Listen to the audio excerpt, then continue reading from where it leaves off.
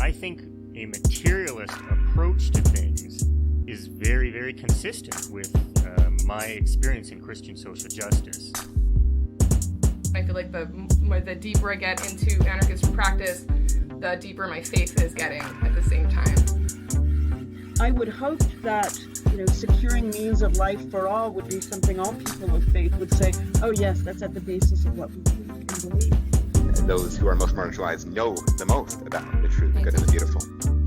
To me, it's less that I think building class solidarity is a bad thing, as much as it seems like if you don't attend to things like anti-Black racism, that's always going to get in the way of building class solidarity, actually. And when you go back, you find that a lot of revolutionary grassroots participatory movements, the precursors to what you could call the barrio assemblies and these grassroots neighborhood organizations, a lot of these were sponsored by the church. What does it mean to say that the Christian tradition is internally contradictory and there are antagonisms there and you're always being faithful to some aspects and betraying other aspects? Welcome to the Magnificast, a podcast about Christianity and leftist politics. I'm your co-host, ho, it's Holly Jolly, Matt Bernico. And I'm your other host, Dean Detloff, with those rosy cheeks and a bowl full of jelly. Just a bowl. My belly has nothing to do with it. Just a coincidental bowl next to me full of jelly. You've made it all. It's in the fridge, and now you've got Christmas it. Tradition. For anyone who comes by your house. Yeah, that's right, folks. Over the past few weeks, we've been talking about Advent. You've heard it 3 times, and guess what? You're going to hear it a 4th time. We've talked about hope, peace, and joy, and the last theme for this week is love. Christianity has a lot to say about love. We've talked about it a bunch on this podcast in lots of different ways. You got to love God, love your neighbor, do justice, love mercy, walk humbly with your God. God so loved the world. It's everywhere. You can't escape it. We've got a whole week to think about it, especially, and we're going to do it once again. That's right. You, dear listener, you're probably just ready for that sweet baby Jesus to come popping out any minute, and you want to get the gold and the frankincense and the myrrh, but I gotta tell you gotta wait just a little bit longer because it's the love week of Advent, and it's not Christmas time yet. I'm so sorry. We're so close. The elves are it's crunch time for them. They do need a union, but in the absence of it, they're working so hard. I think this is going to be an interesting conversation because just like the other themes that we've done, it's really hard to actually talk about love in a way that is meaningful and not cheesy and not a betrayal of what you see every single day, which is a world that is not very loving at all. So what does it mean to sort of think about this term in the same way that we think about hope and peace and joy, at the end of the world or when everything looks quite hopeless? I think it's a good exercise to try to figure out what can we actually salvage out of this big, important Christian theme. Yeah, I think so too. It is, it's difficult. It's difficult not to wander over into like the sentimentality of love or in the weird sexuality part of it. I mean, all those things are definitely a part of it, but love is also more than that. We're here on this podcast to tell you about it. I think as I've been, the Advent themes have been, it was supposed to be something very easy that we could just kind of line the podcast around. And we've done that for sure, but it is really difficult to take it seriously and think through it in a way that is really rigorous. That doesn't just kind of I don't know, give yourself over to weird sentimentality or whatever. I mean, I said this a few episodes ago when we talked about hope. It is, I don't know, striking. I think we as a culture, or maybe just me as a person, I don't know which one of them, have a really impoverished way of thinking about our emotions and our, I don't know, sense of being in the world. So things like hope get dialed into very weird consumerist, I don't know, wall signs you hang up and think about in weird ways. And I think love is probably pretty similar, right? It's understood in really narrow ways, and you should understand them in more expansive ways. I don't know. It's easy for us to get really obvious things about love, I don't know, kissing or holding hands or getting a hug from your mom. Those are the three types of love that there are in the world, I think. Yeah, Thomas Aquinas. Those are the ones he identified in the big Summa. That's right. They're in there, and I'm gonna write my Summa and say that also petting your cat, that's a type of love, and Thomas Aquinas couldn't quite get that one, but that's okay. Yeah, controversial take. Well, anyways, it's just like, we have this narrow understanding of love. We kind of think of things like romantic love and like sexuality in that kind of realm, and like, familial love too is in there. But it's really difficult to think about love as an idea that could inform the way that we think and act politically. Um, I think that is actually pretty peculiar. I mean, most Christians would agree that at its core, Christianity is a religion that is in a big way about love. I mean, whether you're a Southern Baptist or you're a high church traditional Anglican, you probably think that in one way or another, even if you don't do a great job of it. I don't know. I'm not here to judge your life right now about that particular thing, but I mean, like in all theologies, in all Christian theologies, there's sort of a place and centrality of love in that whole conversation, and that's really fascinating. We don't really think about it enough in terms of politics or in social life, in ways that are more expansive than just like, I don't know, very narrow things like holding hands. Holding hands is going to be my new stand-in for romantic love. I'm going to really stress how out of my depth I am when it comes to talking about love by doing This that. good Midwestern repression. That's what you're getting on this podcast. That's right. Well, anyways, I think most Christians would agree that like love is sort of central to Christian life, and to be a good Christian means somehow acting on that love, right? That's probably a pretty uncontroversial thing. However, here's the twist. Christians in the United States, at least, and I mean most places, completely assent to and are in favor of largely capitalism, which is a political economy that is basically antithetical to love in almost any way you split it. And maybe that's a big, hard idea. We talked about that a lot in a previous episode that is now 1 year old that we did with Richard Gilman-Opolsky. He wrote a book called The Communism of Love, and we'll talk about that later in the episode. But anyways, go back and listen to that interview with him if you want to know more about that particular argument. So anyways, in light of all of that, in this episode, we're going to talk about Christian love and what it might mean for politics if we move past like the sentimentalism of romantic love or familial love or just like holding hands kind of love. Yeah, I don't know, Dean, how's that sound? It sounds good to me. Just I don't know why this is like rattling around in my brain, but you said a few minutes ago we have an impoverished idea of love, and for some reason, like my brain got stopped on that like adjective that I've never really thought about before, impoverished, and I was like, what if instead we had like a bourgeoisized understanding of love, right? Okay, and if we had a truly impoverished view of love, maybe it would be like more public, more radical, more like willing to get weird or something.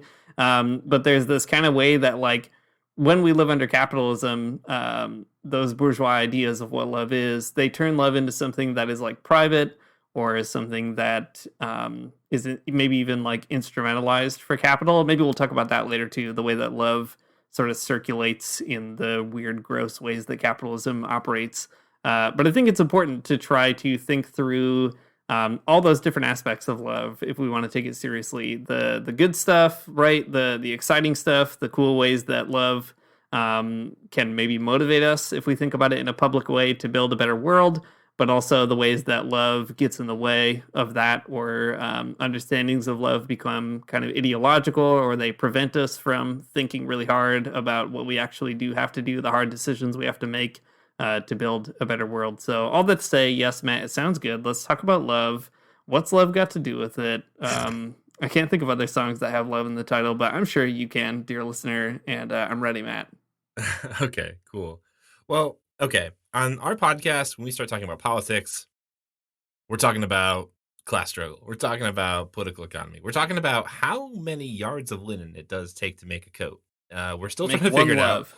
Our best scientists are still on it, and we're not sure yet. But someday we'll get to the bottom of it. I'm positive. And that's all cool. I think that is a great way to think about politics, and like when we're talking about that, that's probably great.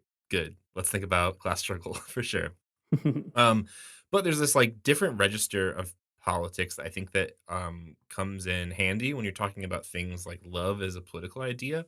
And to get there, I'm so sorry, but we do have to take a a quick a quick and hopefully painless trip down the lane of French philosophy. I will not.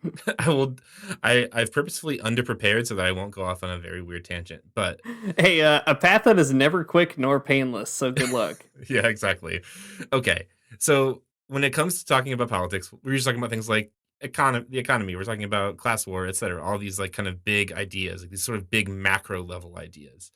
But when it comes to like love, we have to think about maybe something more granular about maybe our own types of experience in the world, our own human relationships, and the ways that we relate to other people.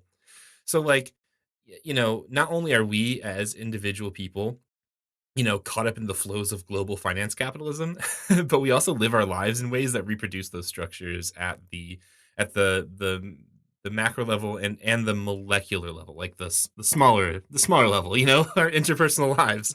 We're doing both of them at once, and it's a lot to think about, honestly.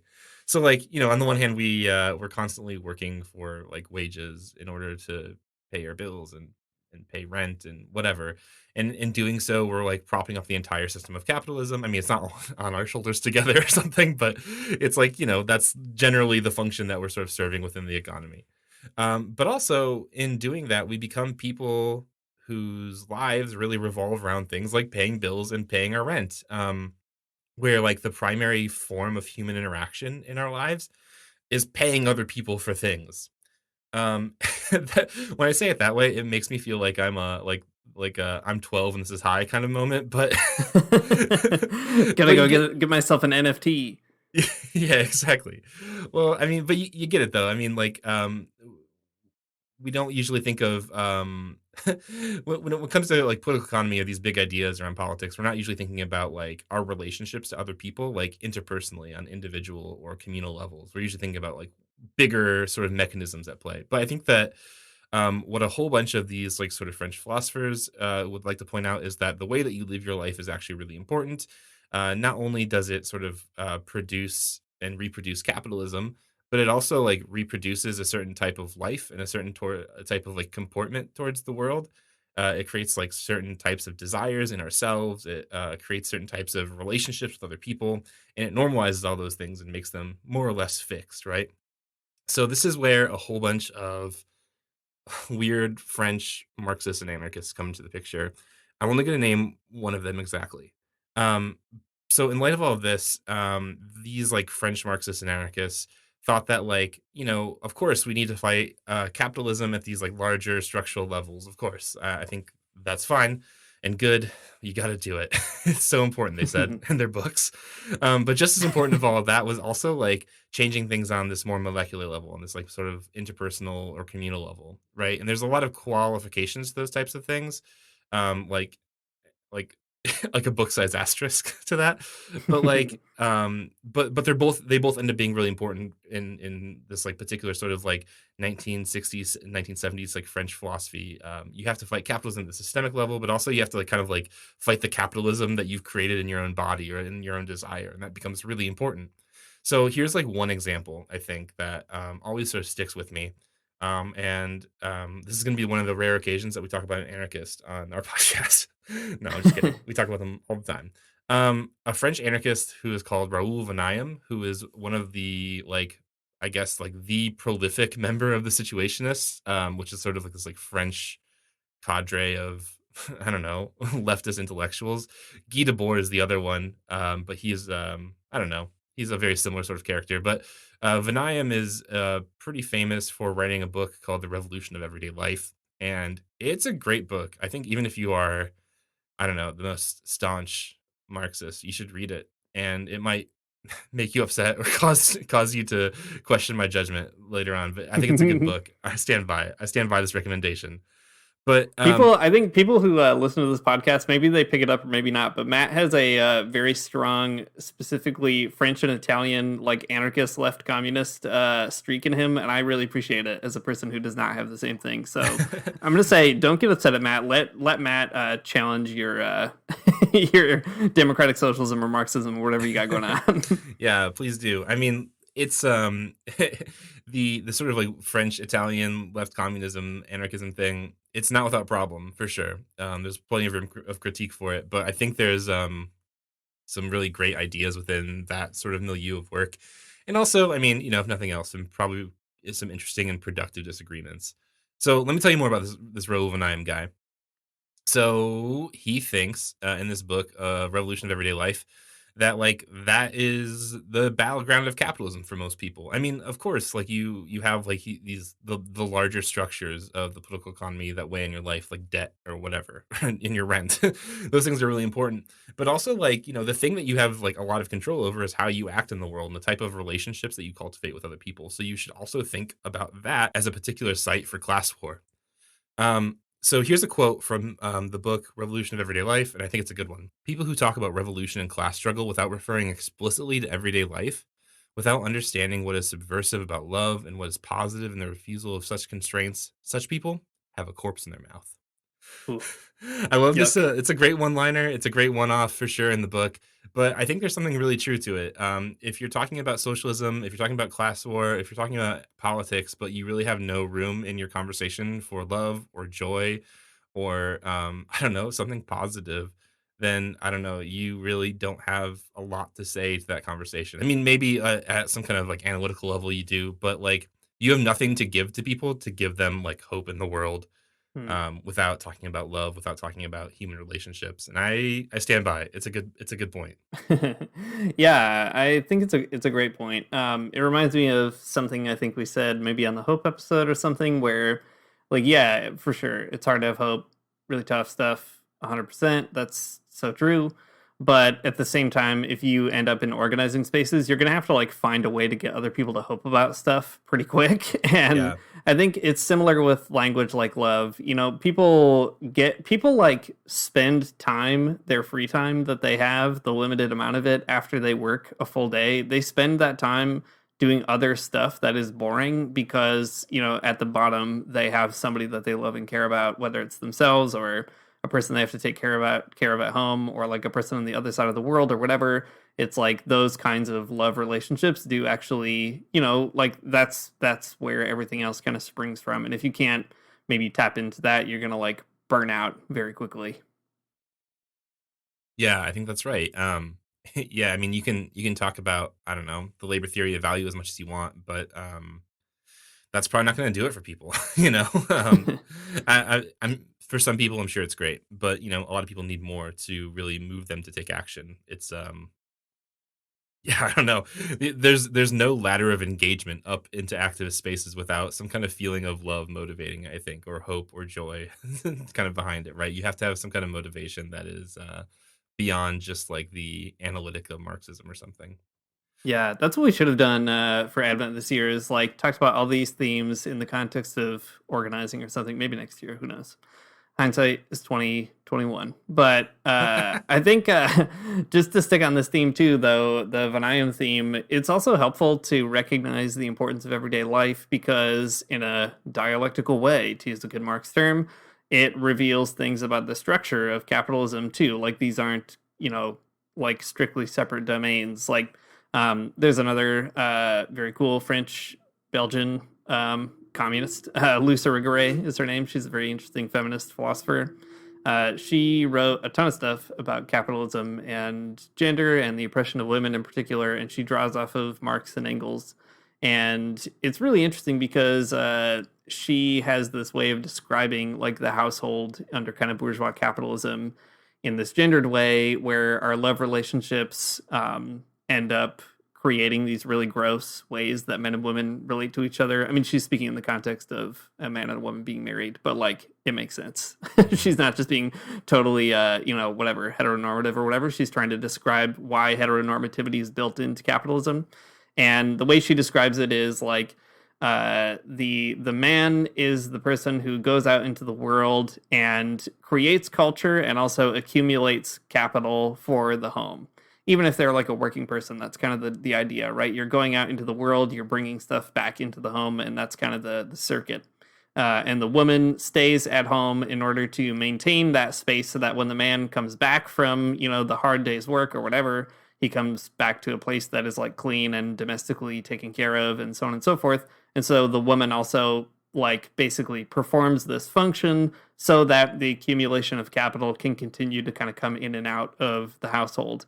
And Irigare is basically like, isn't this an extremely gross way to think about how humans should relate to each other as basically like conduits for capital to circulate through particular like human communities? Like that's a very bad way of organizing ourselves, and obviously it inevitably leads to all kinds of oppression, special oppression for women, but also a degradation of men as well, because that's like a bad way to be in relationship to other people.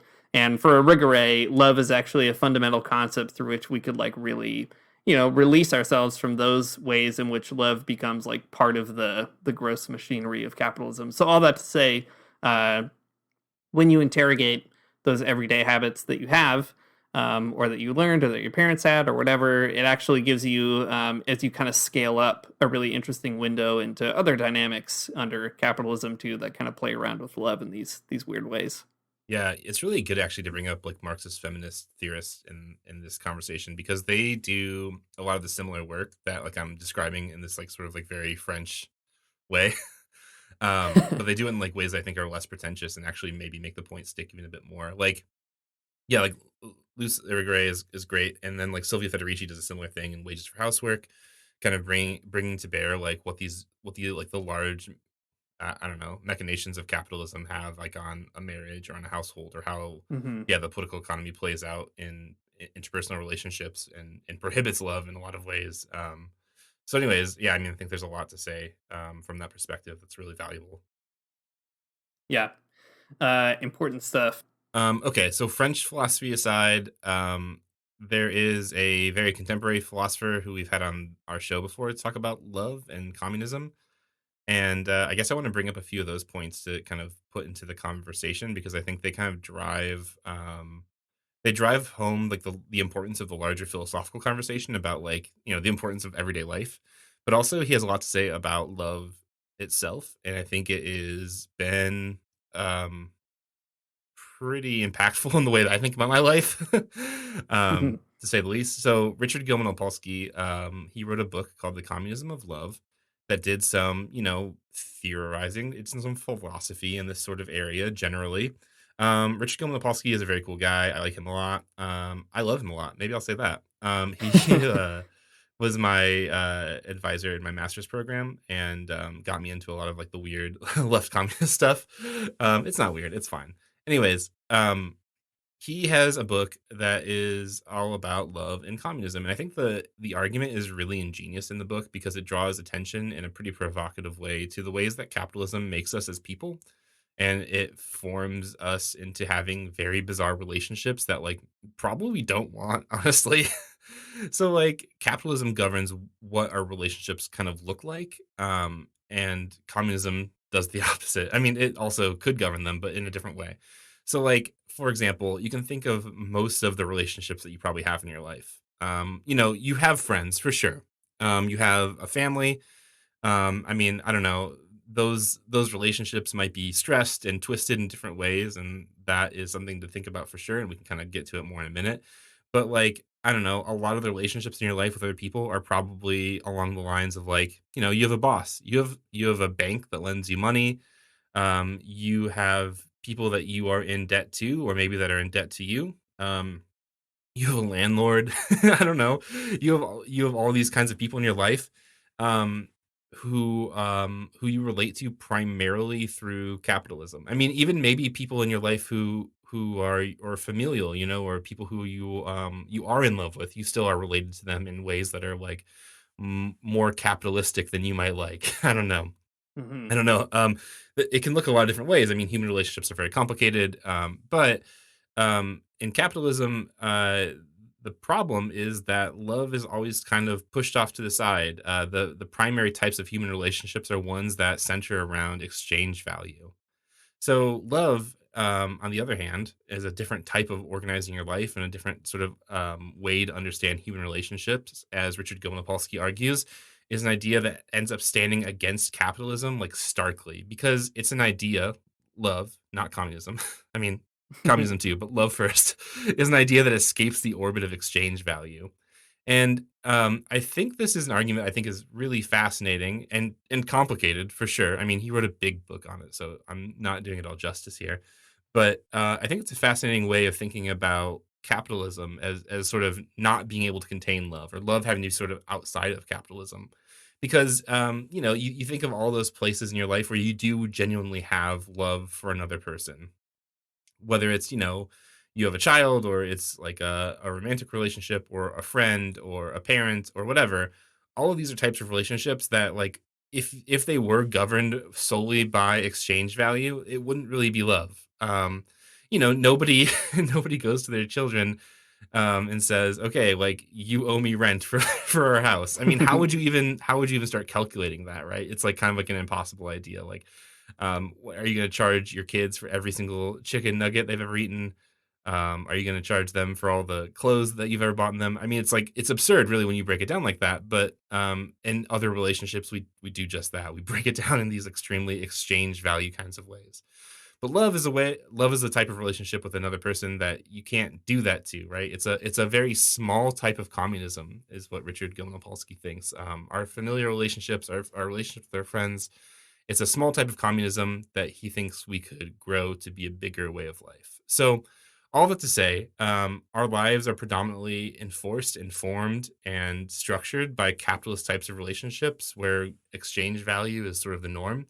But there are some very small places in our life where love is sort of the modus operandi, and that is where you can find a type of communism, not in like the grand sort of economic sense, but like in a sort of way of living your life, and that's a type of love he thinks that we ought to practice. Yeah, yeah. Communism in the way that it is an ism based on the commune, right? Or on the commons, based on being together, yeah, as opposed to capitalism, right? A way of being based on capital and the accumulation of capital. I really like that idea. I think it's so fun for Richard to kind of make that connection. And it was really fun to hear him talk more about it on the show. Especially because I think, well, maybe it ties into that theme we were talking about last week with joy, where, okay, maybe it feels sometimes like talking about joy is kind of a betrayal of how bad things are, but in fact, the joy of the poor, as Gustavo Gutierrez put it, is already a resistance to the powerful, because the powerful don't want people to be able to speak and have parties and have fun. That there's a kind of world of oppression that wants to stamp that out. And I think it's something similar here with love, that love can be hard to come by, especially if you have a challenging life, and most of us don't have neat and tidy love relationships, whether it's in our families or elsewhere.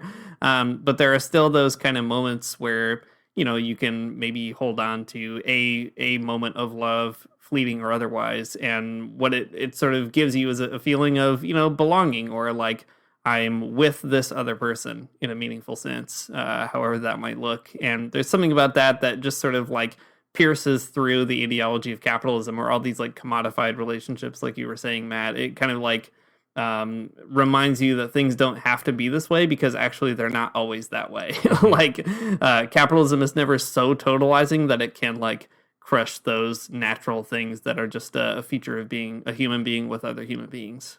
Yeah, that's exactly right.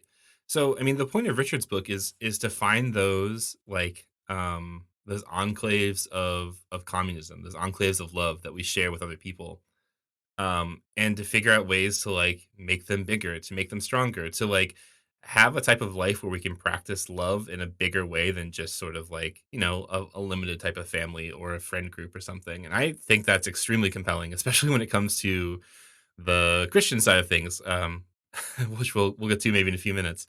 But I want to say one more thing about his book. Well, it's a very long one more thing, but I guess I want to get into this last section in his book and just talk through it a little bit. Um, so at the very end of his book, he has this sort of like concluding piece where he breaks down love is against, love is for, these two different ideas, and they end up being like kind of like inversions of one another in some very clever ways. But I'm gonna read a few of the love is for things, so maybe we can get an idea of what it might look like to practice a type of love that is not that is resistant to capitalism. That stands outside of it in maybe a bigger sense, in a political sense.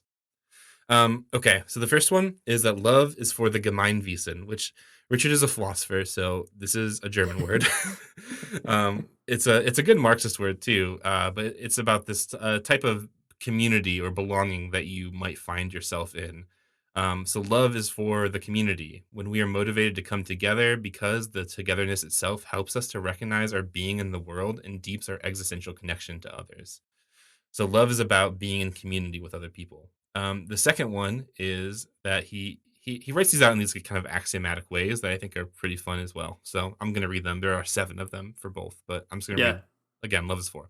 Anyways, he says, love aims for the supersession of sex. This is to say that every durable being together that supersedes sexual bodily pleasure is for love.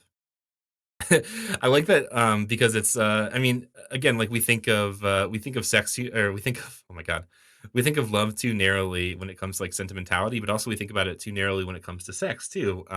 Sex oftentimes precludes love, and also sometimes it goes beyond love, right? In these different types of ways. But I like this that the every durable being together that supersedes sexual body pleasure is for love. I'm here for it.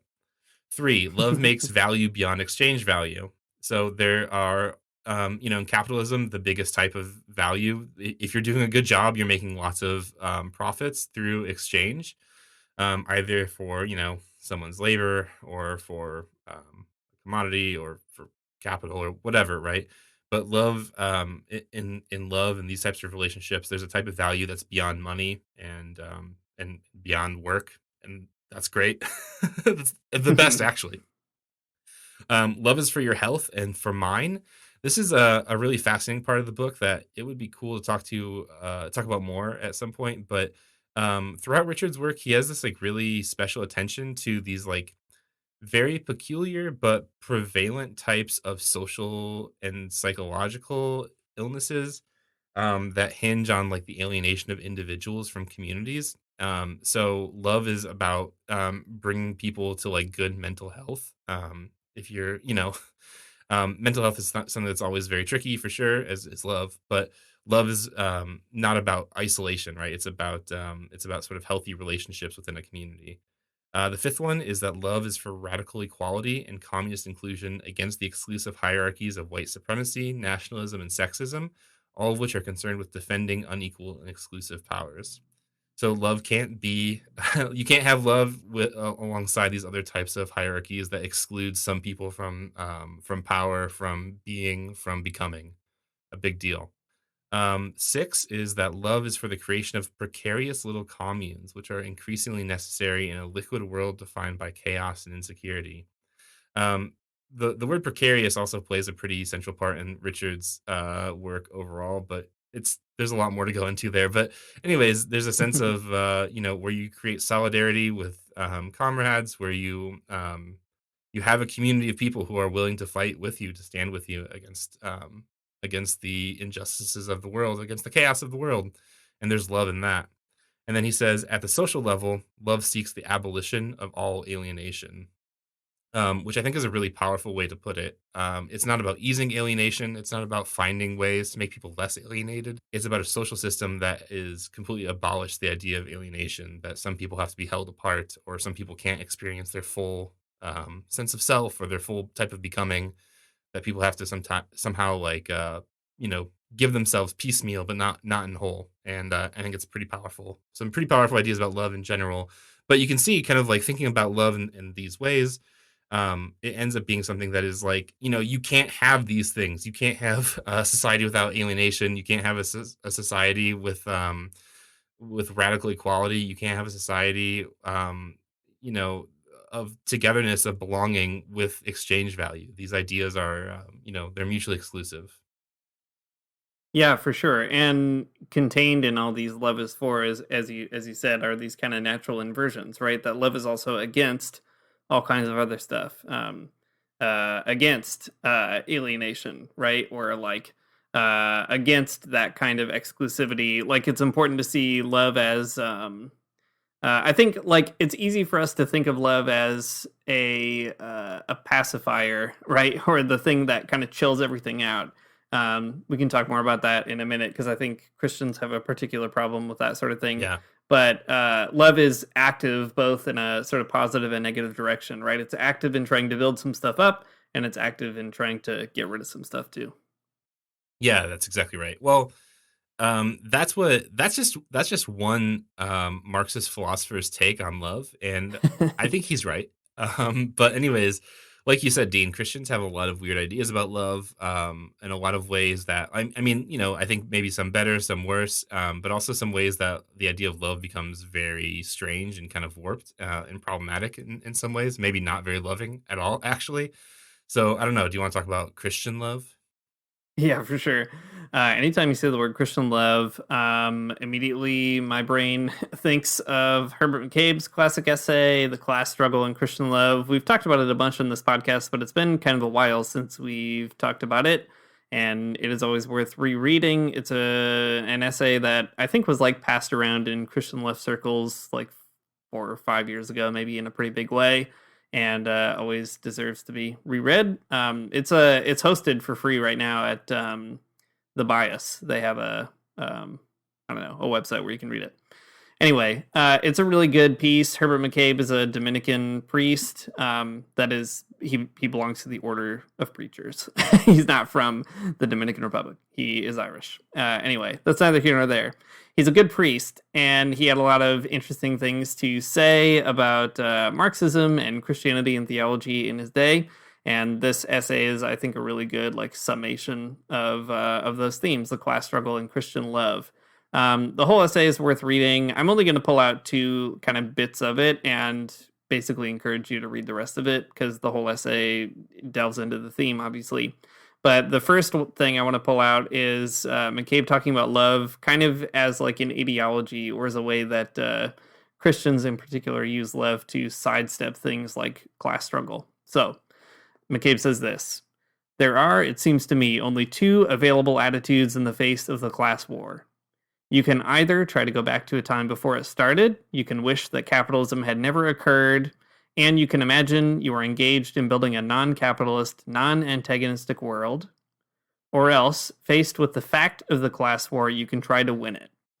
The first of these attitudes has too often been adopted by Christians faced with capitalism. They construct an imaginary ideal Christian social order in which class antagonisms will not exist because everybody will love everyone.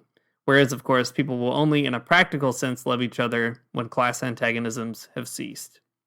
I think, I don't know, like, there are so many things that come to mind for me when I read a passage like this, or like so many experiences in my own life of love being used in this ideological way that McCabe is talking about. Mhm. I think it comes out in a Catholic way in particular, and McCabe is obviously thinking about that specifically. So you could see it in certain expressions of Catholic social teaching, for example, where there's this idea of like class harmony. If everybody kind of loves each other, the working class and the ruling class will sort of just live together in, I don't know, some kind of mysterious peace or something. You see this in evangelicalism, I think, and other forms of Protestantism, where love functions as this thing that stands in for all antagonisms, and it brushes away any kind of real conflict, right? Like, oh, you have a problem with this particular person, you must not be loving them enough, or loving them in the right way, or loving God enough, right? Love becomes this kind of really weird like weaponized term that actually prevents any kind of real dealing with like issues, whether they're psychological or political or otherwise. And I think that's a really important thing to point out, that Christians often hide behind love, or we use love as an excuse for not really admitting what's going on. Yeah, I think that makes sense. I mean, there's even a sense of that in some strains of Christian pacifism, like the very immature kinds that we talked about a few weeks back, where loving your enemy or being like an extremely like Sermon on the Mount kind of Christian or whatever means like loving someone but respecting their dignity so much that you would never really act against them in any way. Um and ends up being really problematic because it makes you sort of like paralyzed in the face of real injustice, and not really willing to act out in love of other people, to be sort of like loving your enemy too much or something, or loving them in a way Yeah. that makes you a passive person. Loving your enemy too much would mean fighting for the abolition of the systems that make them do bad things. But I guess you know what I mean. Like, there's a type Yeah. of love as like weird shield to hide behind in Christian pacifism as well. For sure. And I think it's important too, the kind of follow up that McCabe has at the end of this paragraph, that people will only in a practical sense love each other when class antagonisms have ceased. There's another famous passage in Paulo Freire's Pedagogy of the Oppressed, where he says that to really love the oppressor means to liberate the oppressed. And the oppressor will never experience that feeling as love. They will always experience it, rightly, I guess, as having their privilege taken away and their power taken away. But they, by virtue of being in the space of the oppressor, are so dehumanized that they're also not living lives to the full either. That it's like a weird thing to be like, I'm doing this for your own good, like I'm liberating you from your own toxic kind of position of power in society or something like that. And I was thinking about this theme recently because Emily and I are watching Succession, which is a TV show about rich people being mean to each other. And it's really interesting because it's like a family drama. I read a Guardian article, I think it was recently, from a psychotherapist who works with like the super rich. And he was like, yeah, it is exactly like this. Like, nobody trusts each other. Everybody is miserable. There are no consequences for anything that you do, so you inevitably treat people badly, and then you like get treated badly, maybe by other rich people, but not by like people underneath you. It basically, like, wealth renders you incapable of having relationships to people that are not commodified in some way, right? Like, that's no way to live. And all you have to do is like look at Elon Musk's Twitter account to be like, yeah, that guy is suffering from a pretty severe lack of like authentic love relationships, and like there's something to that. I think that if you really want to put love into action, that means, really transforming society in such a way that class antagonisms don't exist. And there's not at least that barrier to love. There will be many other barriers to love, of course, but not that one in particular. Yeah, it's such a hard kind of line to walk, especially when it comes to things like class war. Like people like Elon Musk. You to exercise love towards him is exactly to liberate him of the things that make him, the conditions that make him so awful. I think that makes a lot of sense. But it's so hard to be motivated from a place of love in types of activism. I mean, even when it comes to like, I don't know, even going on strike or whatever, like your boss is your boss is like waging a type of warfare against you when they're not going to pay you more or whatever. But to come back from a place of love is such a hard thing to do. But to frame it in that way, it makes your activism a little bit different. Not in the sense that it would make it more friendly or something necessarily, but that it's coming from a different sort of position. That it's not that like you want some kind of like bloody violent situation, but it's like you really want the best things for all people. But like there are some people who are going to be standing in your way, and you have to fight back, right? There's no really other way around it.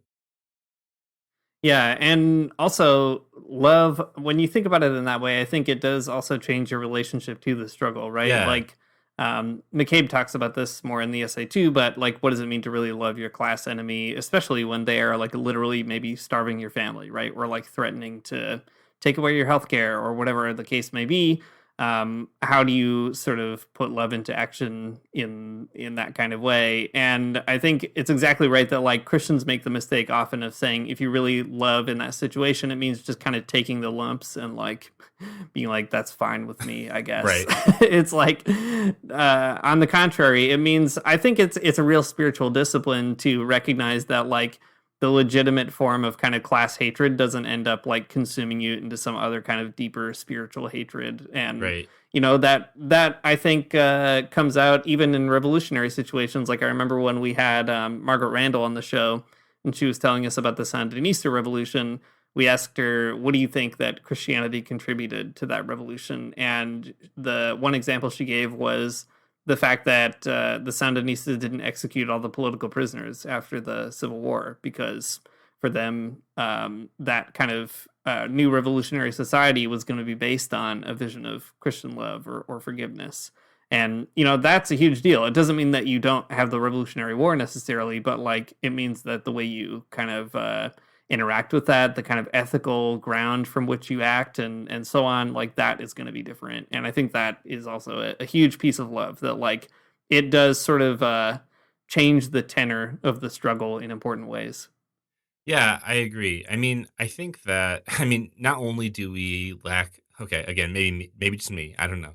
Not only do we, in the singular I sort of sense, lack The the royal we. yeah, the royal we. Not only do we lack the like emotional depth to really understand love, but we probably also lack the emotional depth to really understand hatred as well. Um, I don't know, man. Really hating somebody in the way that you're talking about, right? Where it can be very consuming, can really mess you up. I mean, just as bad as like capitalism can mess you up, right? They go Mhm. together probably in a lot of ways, but all that to say, like, uh, hatred and I guess if the focus is on like figuring out how different sort of like large structures force us to live in the world and like take up different types of practices or like act differently towards people or cultivate different types of relationships, you should probably think about the ways that like hatred also does that to you. Mhm. And it's like it's a commitment that probably is not healthy for you as an individual person if you're like really someone who's invested in, I don't know, fighting for, the poor or the least of these or however you want to frame it, the working class. Yeah.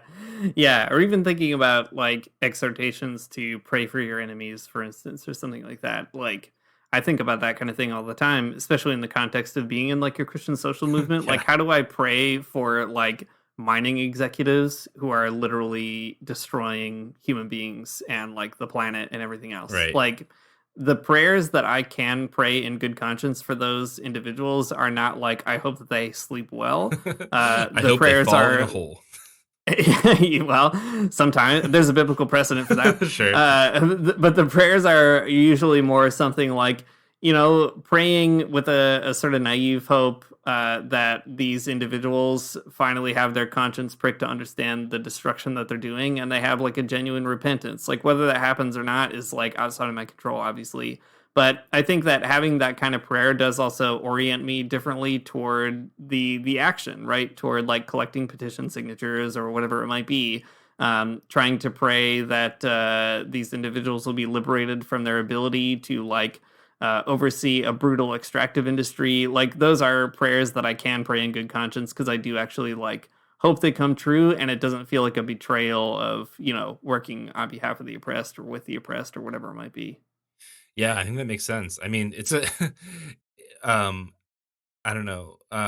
What you pray for maybe is like a weird and alienating thing to talk about for some people that listen to our podcast. And like, if you're a person who is, I don't know, dealing with lots of spiritual trauma, like I get it for sure.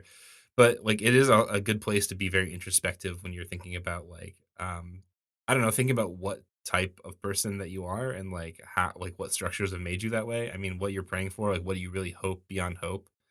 Or like what you desire to really happen. It's a great place to be very introspective and think about how you're talking about those things.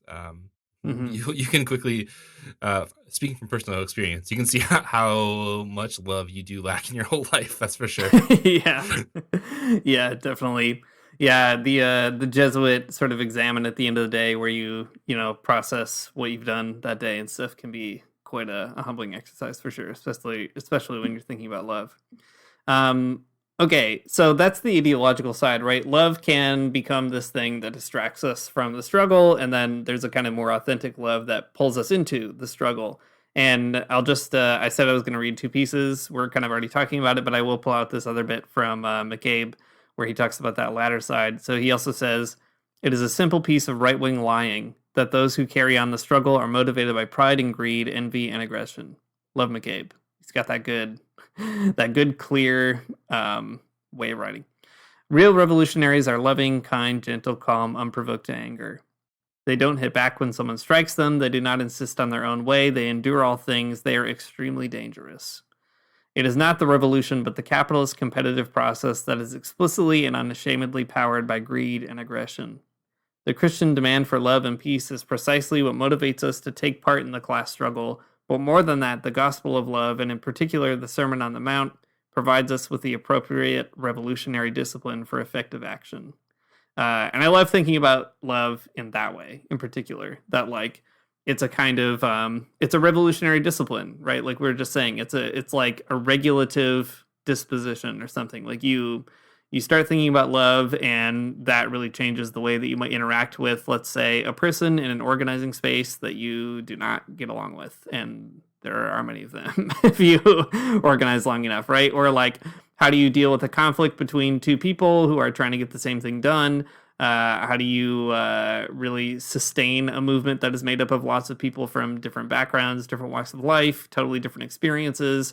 The idea that love can be a tool in trying to become a genuinely effective person, trying to make change, I think is a really important point in all of that. Yeah, I think so too. I appreciate Herbert McCabe so much. He really just lays it out on the line there, though, that like Christian love means like you really have to do something, you know? Yeah, right. I'm all about it. I'm all about it. And also, I don't know, it's also interesting too, I think the thing about revolutionaries, real revolutionaries that is, being loving, kind, gentle, and calm. I mean, I don't know. I don't know any like guerrilla fighters right now. It'd be cool if I did, I guess.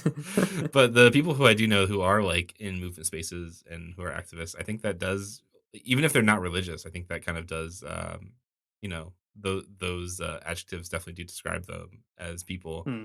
Um, there's I don't know, you use the word regulative, and I don't know if that's quite right in some ways, but in the other ways, I don't know, it does seem right that like in movement spaces, like in activist spaces, when you're really fighting for something, you have to be super hard nosed about things, and you can't let anything slide, right? And being you know, finding a way to carry yourself into those spaces where you're not going to lose, first of all, and then also you're not going to like self-sabotage or let somebody else sabotage yourself is like such a big piece of it. And having the but parsing out a real revolutionary as somebody who's loving, kind, gentle, and calm, I think really makes a lot of sense in that aspect, even if you're not religious. I don't know, I think there's something about like the formative experience of fighting for other people and like feeling that type of love, even if you don't call it that, that maybe just like kind of forms you into that person. Yeah, for sure. And even fighting for those people in your immediate vicinity on those kind of immediate demands, and then also scaling that up to the social desire to have a change for every human being. Like I always think about for all the faults of I don't know, the kind of Medicare for All campaign and language, and I think there are many of them.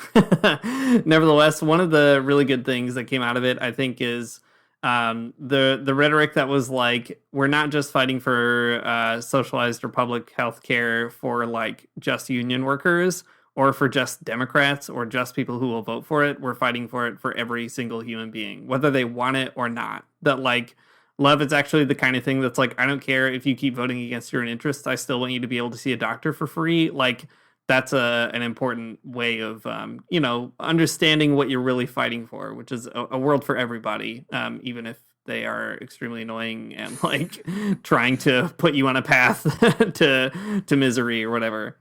Yeah, I mean, I think that's right. You know, even Joe Manchin, who is a big giant mean guy, should have health Don't mention it. Yeah, exactly.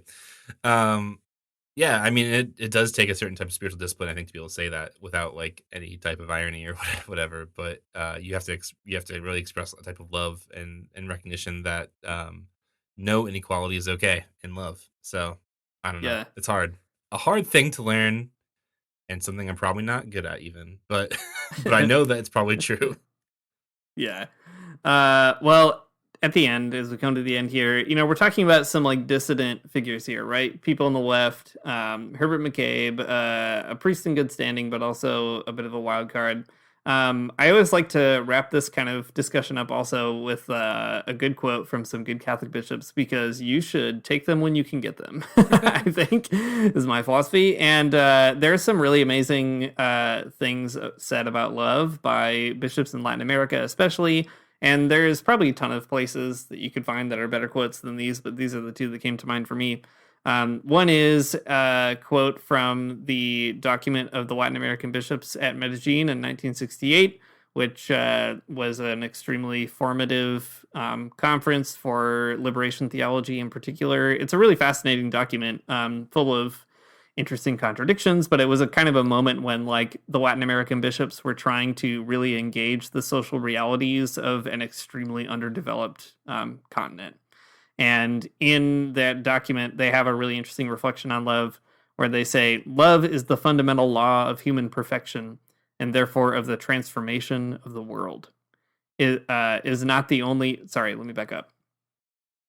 Love, the fundamental law of human perfection, and therefore of the transformation of the world, is not only the greatest commandment of the Lord, it is also the dynamism which ought to motivate Christians to realize justice in the world, having truth as a foundation and liberty as their sign.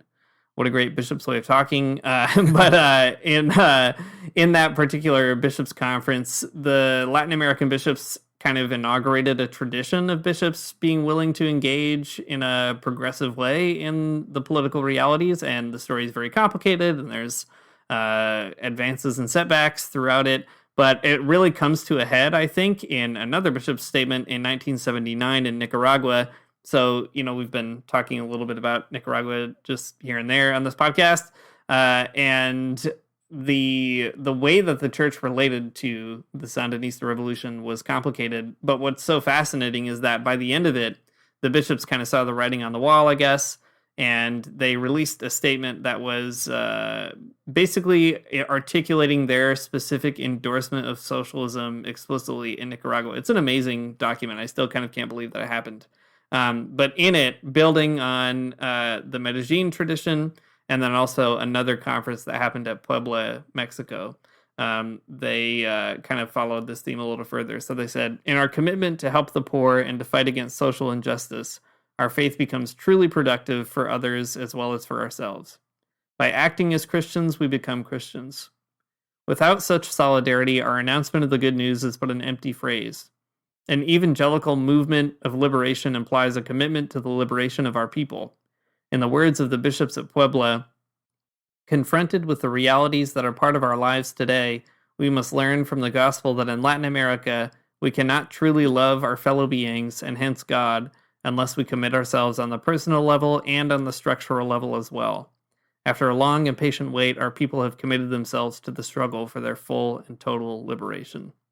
Extremely cool, ringing endorsement of the Sandinista revolution, but it really hinges on that question of love, right? The bishops of Latin America said that we can't really love other people unless we commit ourselves in this personal and structural way.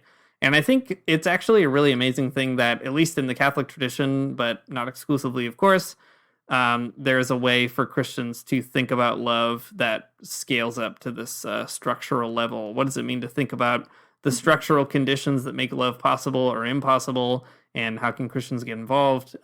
Just the cool thing that, like, this isn't a completely marginal or like radical opinion or like way of looking at love, but it's actually like there's something kind of in the beating heart of Christianity that encourages us to make love more public in that way. There you go, folks. We've done it on this podcast. We talked about French philosophy. We talked about contemporary philosophy. We talked about liberation theology, and that's great. So I think at our concluding point here, we can all agree that there are 4 types of love. There's holding hands. There's kissing. There's hugging your mom. Oh, 5 types of love. There's petting your cat, and then there's communism, and that's it. So right, that's right.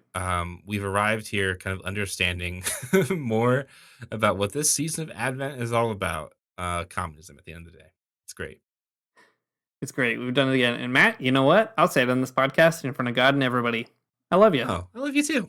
Thanks for listening to the Magnificast. If you like what you heard, you can support us on Patreon at patreon.com/the Magnificast. We do another podcast there most of the time called The Lock-In. It's a bit sillier, goofier. There's some current event stuff going on there. There's a Discord you can get involved with lots of really good folks sharing things all the time. People were talking about country music today, and I was like, I was feeling alienated from the conversation. But then I listened to the recommendation, and it was great. So that's cool. That's right. From country music to what kind of mixing board your church uses on a Sunday, I bet. You can really get it all over there in the Discord. It's great. Our music is by Mario Armstrong. Our outro is by The Illogical Spoon. And why don't you go ahead and have a great Christmas?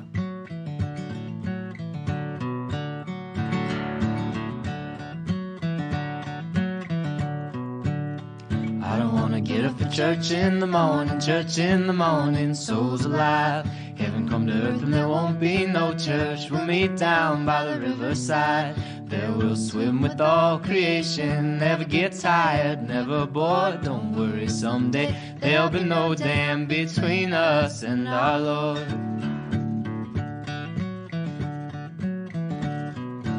Jackson, keep your hoods up. Keep your hoods up and you stay up late. In Jackson, you keep your hoods up. Well, you keep your hoods up and you stay up late. Oh, don't mind a cold night, but we might mind if you leave too soon. So come on now, it's still early. At least I would have